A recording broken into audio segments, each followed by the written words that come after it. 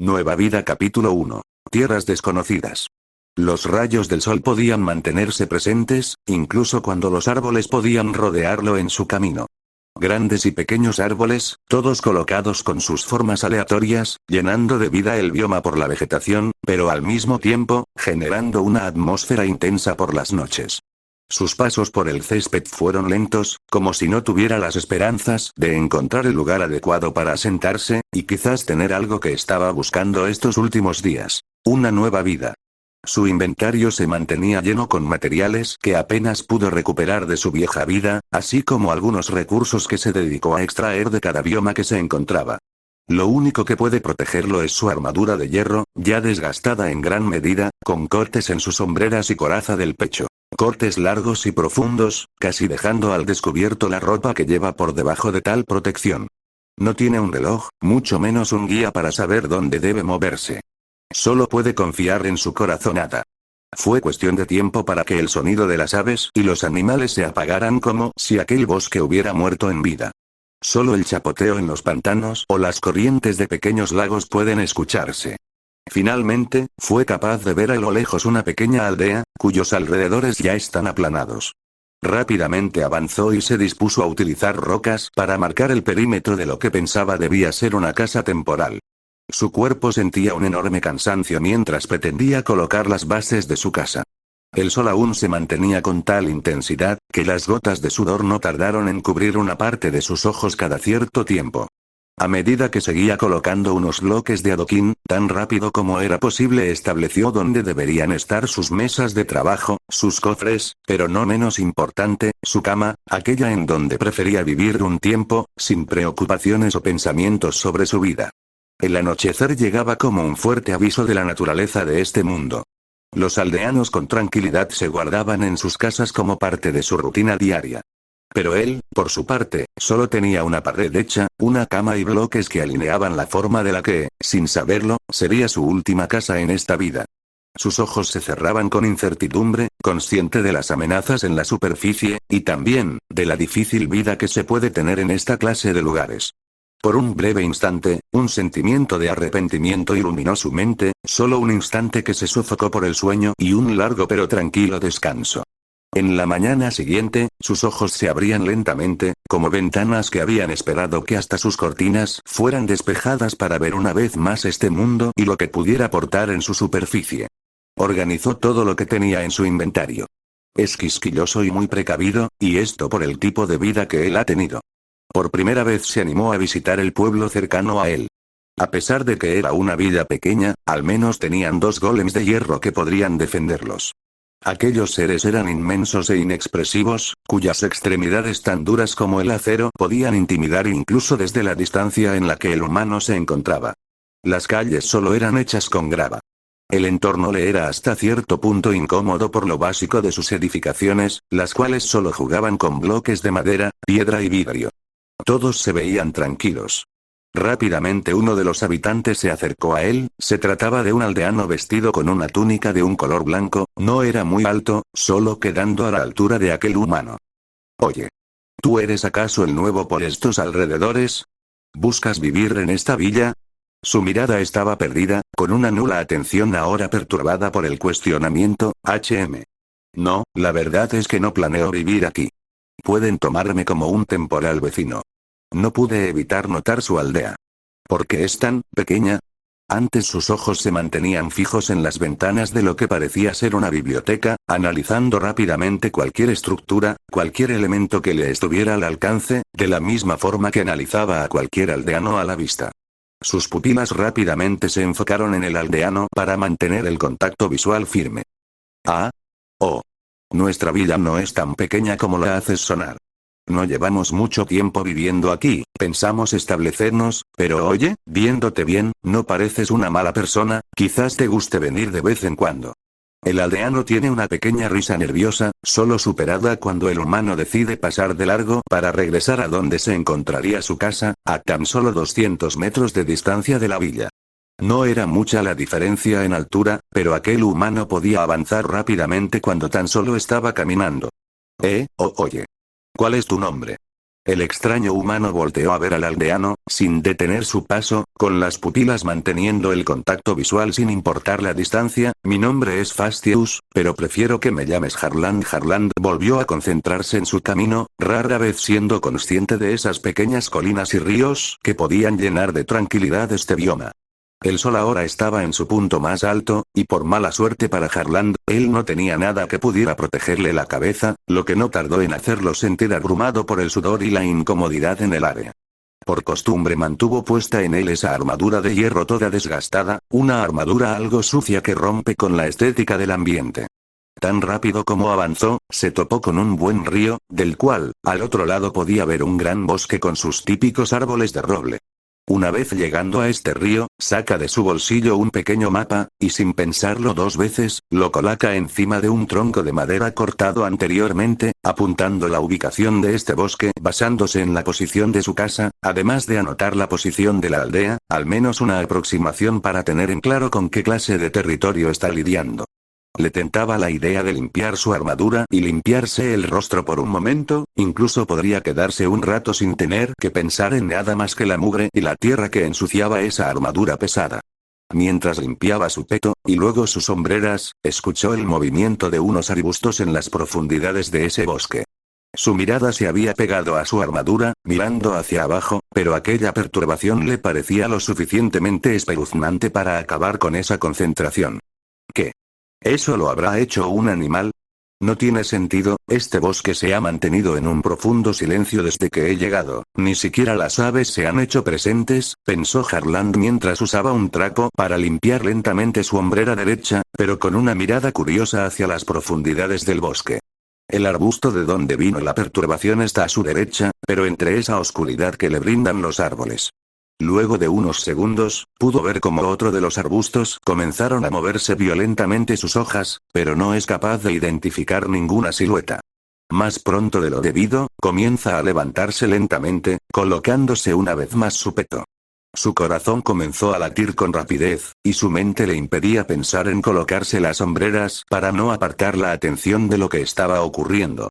Los animales nunca serían tan precavidos, al menos no para él. Cada movimiento parecía calculado, lo era a sus ojos. En un momento de fastidio se coloca las hombreras a medida que regresa a su casa, observando como un cazador al interior de dicho bioma. Debe ser grande, pero aún así no puedo ver su silueta, a excepción de la cabeza, pero tiene especial cuidado cuando se trata de sus ojos, Enderman. No, ellos se marchan a estas horas, y sería inútil que salga de su posición, pensó Harland a las puertas de su casa, pero decidido en ir tiempo después a recolectar madera, decidido a defenderse contra cualquier cosa que pudiera amenazarlo. Según sus cálculos deberían hacer falta al menos 2 stacks de tablones de madera. Lo que había recolectado antes de llegar aquí, alcanzaría para una buena parte de este primer piso. Con las manos a la obra, construyó las paredes y el suelo, así como también definir la proporción de lo que sería el sótano, alejado de la vista desde la puerta de la casa, además de definir dónde sería capaz de instalar una escalera para un segundo piso. Por más que se haya dedicado a la cuestión básica de este primer piso, y por más muebles que esté pensando en crear para darle un diseño apropiado a su hogar, de todas maneras este lugar se sentía vacío. Un silencio frío volvió a llenar su casa cuando dejaba de pensar en las cosas pendientes por hacer. Por un momento recordó aquella villa, tanto sus aldeanos como algunos edificios que empezaron a instalar. Harland pensaría en las palabras del aldeano con el que se topó hace una hora, por lo que sería una oportunidad para él de tener una vida tranquila, aunque manteniendo esa actitud reservada que ahora mismo le caracteriza. Luego de terminar de cavar la profundidad para bajar al sótano, espacio al cual, para llegar se necesitaría bajar al menos 8 bloques en escaleras por las cosas que pensará en poner en un lugar como este. Los cultivos de trigo se mantienen frescos, esta sería la segunda vez en esta aldea que extraen de manera exitosa los frutos de un duro trabajo por proteger los cultivos que mantendrán con vida a sus habitantes. Detrás de él, 3 costales de trigo se hallaban llenos. A pesar de no tener una labor tan agobiante, últimamente no se siente en sus mejores ánimos por la monotonía en su vida, al menos en lo que lleva alojado en el interior de la aldea.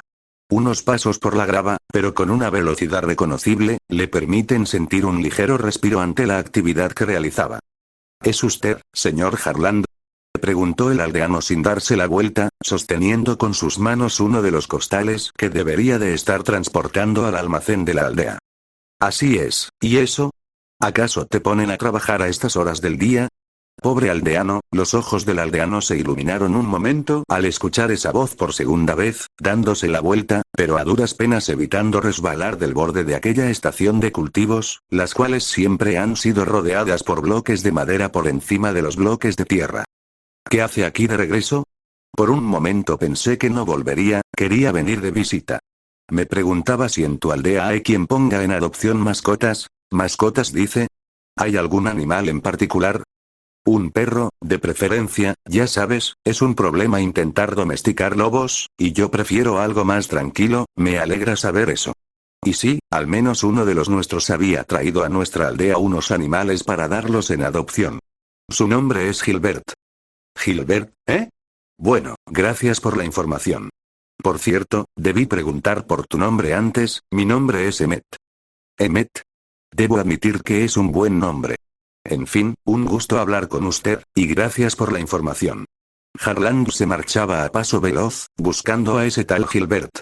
No se molestó en preguntar por su ubicación por la extensión de esta aldea en lenta expansión.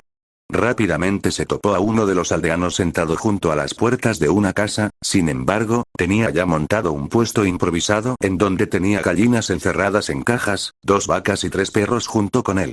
Su sombrero le tapaba el rostro a simple vista, al menos alguien más a los ojos de Harland que notaba la inmensidad del calor. Harland se acercaba a paso lento y algo tímido al sujeto.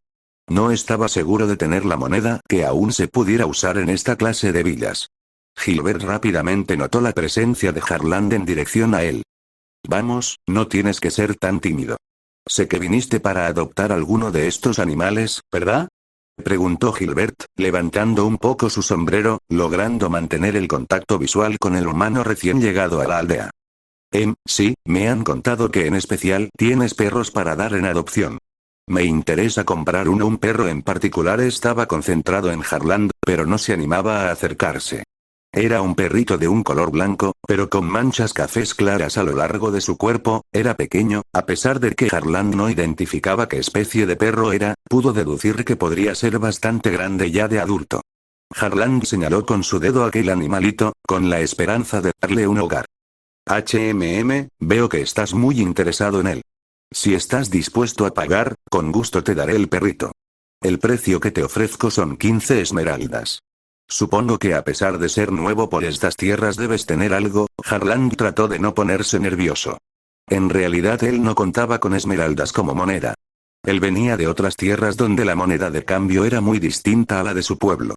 Rápidamente buscó en su inventario donde había dejado unas cuantas. Eran circulares y doradas, con ornamentaciones de un gris brillante, opacados por esa R que adornaba el centro de la moneda. Harland logró sacar al menos 7 monedas que aún tenía guardadas, con la esperanza de que fueran aceptadas como un sustituto de la esmeralda, al menos por esta vez. Aquel que estaba dispuesto a dar en adopción el perrito no podía dejar de ver esas monedas, sus ojos se abrieron de par en par apenas observó cómo Harland las retiraba. De inmediato se puso de pie, con la mirada fija en las monedas.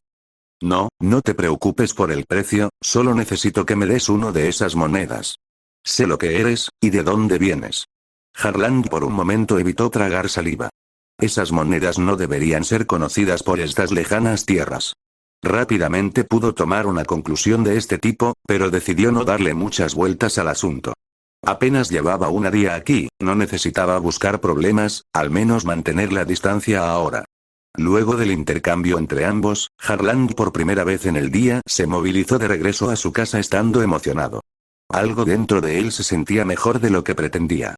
A pesar de tener la idea de ser alguien distante y reservado, la idea de tener una mascota en su futura casa, o por lo menos, su hogar temporal, era una idea que lo podría mantener cuerdo y tener tranquilo por un buen tiempo.